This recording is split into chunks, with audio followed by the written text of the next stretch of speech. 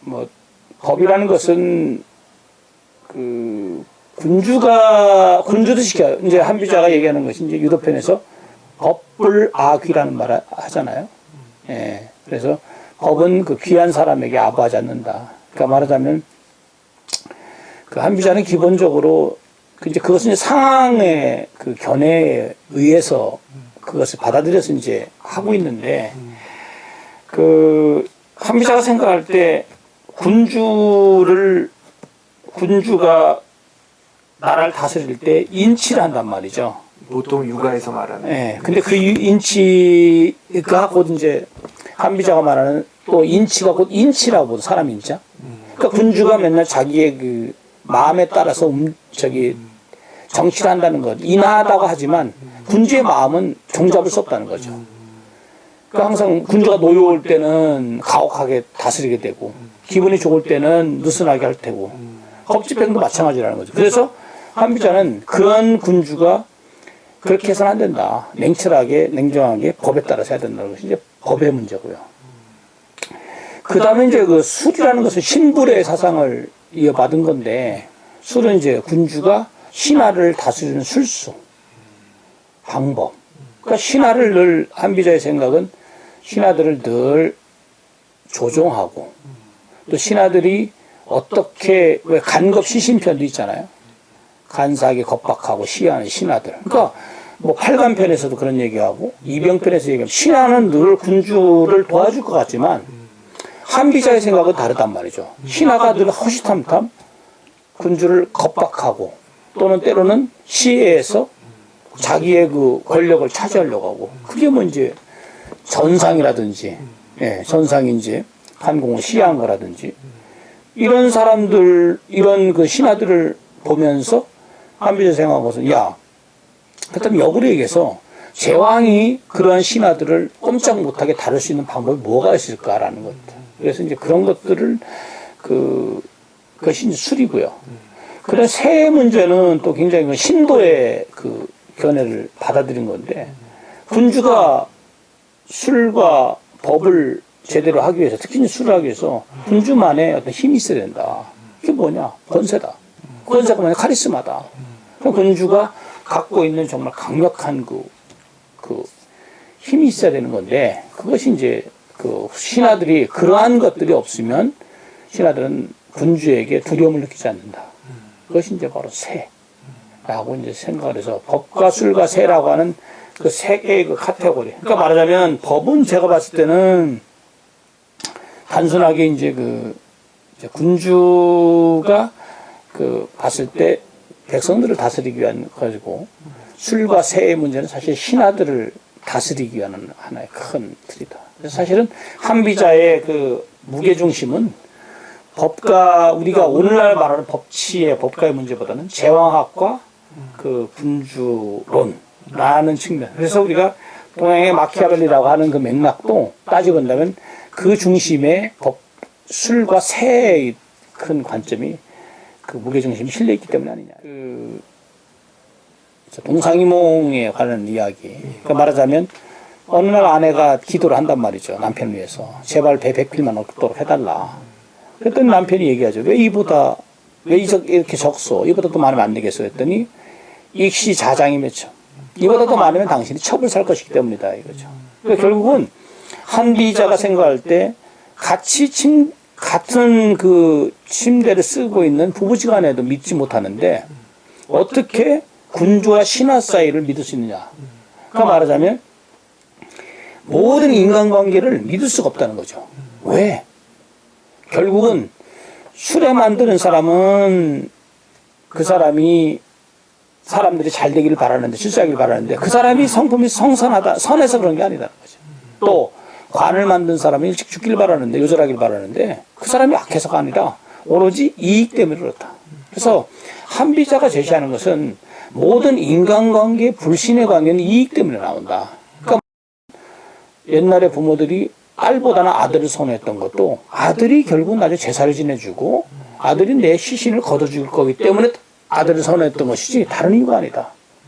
그 다음에 군주가 그렇기 때문에 항상 신하와 군주 사이에서 혈연 관계가 아니다. 그래서 특히 이제 한비자는 역사적으로 그런 얘기를 하죠. 가장 당신이 믿고 있는 사람들, 믿고 싶어 하는 사람들, 동상, 처와처, 제방, 주변의 배우들, 측근들, 부형, 신인척들, 이 사람들이야말로 당신이 가장 믿지 못할 사람들이다. 오히려. 왜? 거기서 모든 것이 비극이 싹트니까. 예, 그래서 한비자가 생각하는 불신, 그래서 저는 이제 현명한 불신이라는 표현을 쓰는데요. 그러니까 현명한 불신의 개념, 그러니까 말하자면 믿지 않되, 그러니까 적절한, 그러니까 한비자가 생각하는 것은 군주와 신하 사이에 맹목적 믿음이야말로 군주를 가장 위태롭게 한다. 그래서 적당한 거리감을 두고 신하를 적당하게 다루면서 적당하게 신하에게 군주의 마음을 주지 않는 것. 이것이 바로 이제 아까 방금 전에 얘기한 술의 문제고, 그 다음에 세의 문제 아니냐. 처세술이라고 얘기를 하지만 사실은 이제 군주의 처세술. 그러니까 군주, 제왕을 위한, 제왕이 어떻게 이제 나라를 다스리고 신하들을 특히 이제 다스리는, 그 다음에 제왕의 측근들을 다스리는, 그러니까 법과 술과 세라는 큰 카테고리를 주로 다뤘는데, 한비자가 얘기하는 그런 견해는 지금 봐도 대단히 유용하다. 진시황은 자기가 이사를 통해서 한비자를 만났고, 또 만나서 결국은 한비자가 진시황을 설득하는데 실패를 해서 결국은 이사가 그때 한 말이 그거죠. 이자를 돌아가게 해서는 안 됩니다. 차라리 후환을 남기는 것보다 죽여버리는 게 낫습니다. 라고 이제 말을 했고, 그것이 이제 사기 노자한비여전에 나오지 않습니까? 그렇다면, 결국은 진시황이 한비자를 죽게 만든 것은 사실이지만, 그러나 그의 사상은 진나라의 밑거름이 됐다. 어떤 밑거름이 됐냐? 진시황이 모든 시스템을 구축하는 거. 그러니까 예컨대, 제도의 문제. 그러니까 한비자가 계속 책에서 얘기한 법과 제도의 문제거든요. 그러니까 군연제를 실시하고 도량형 통일하고 화폐 통일하고 그다음에 법치.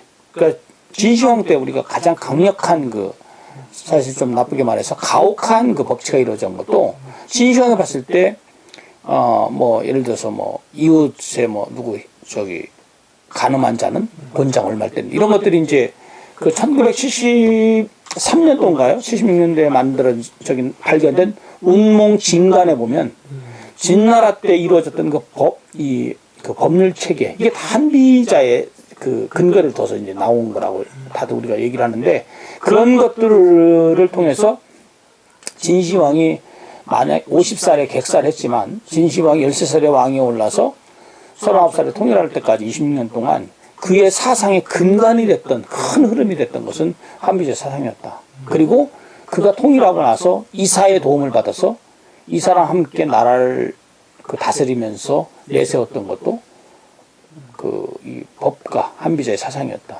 그렇게 본다면 나중에 이제 진나라가 단순하게 진시황이 한나라를 진나라는 하나의 나라를 통치한 것 뿐만 아니라 그것이 한나라 넘어서면서 그것이 기반이 됐고, 또 그게 당나라, 그 다음에 이제 계속 내려오면서 결국은 최초의 통일 국가를 내세운 진시황이 내세운 게 법가였고, 모든 시스템의 완성의 밑바닥에 흐르는 정서가 법가였고, 그렇게 된다면 중국의 그런 기본적인 근간의 어떤 핵심 중에 하나는, 물론 그것은 법가의 그런 피가 흐르고 있지 않느냐, 이런 생각을 합니다.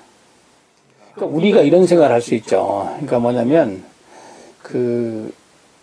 좀 재밌는 얘기 같지만, 중국 사람들은 유, 도, 법, 이게 3개가 이제 같이 돼 있고, 여기다 이제 플러스 한나라 말에 들어온 불교, 거기다가 경가, 묵가, 이러니까 우리가 흔히 말하는 제자백가의 사상이 이제 굉장히 들었는데, 근데 그 중에서 그래도 지금 계속 말씀드리지만 진시황, 그다음에 최갈량도 나중에 오장원 죽을 때 후주주선한테 정말 꼭 읽어보라고 유언을 남긴 게 한비자였고, 조조 이 나라, 그다음에 나중에 청나라 때 옹정제라든지 그다음에 수많은 이제 그 사이에 소통을 내세웠던 왕들조차도, 제왕들조차도 한비자는 정말로 늘 읽었던 필독서 중에 하나였다. 왜?